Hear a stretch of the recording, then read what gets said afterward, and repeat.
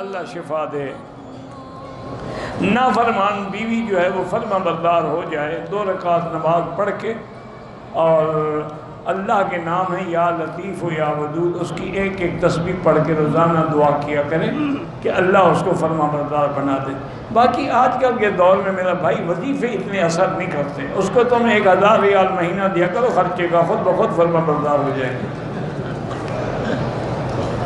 دیکھو نا، کوا بیٹھا ہو یا پرندہ بیٹھا ہو، اگر آپ روٹی کا ٹکڑا ڈالے وہ آئے گا کہ نہیں آئے گا؟ اس پر کون سا وظیفہ پڑھا ہے آپ نے؟ پیسے دو، خرچہ کرو، بیوی فرما بردار ہے۔ بھوکا ننگا رکھو تو انشاءاللہ نافرمان ہے۔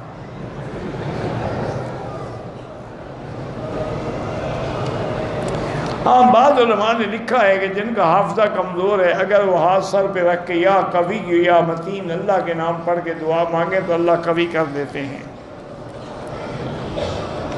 من مکہ حبیبی نور سطع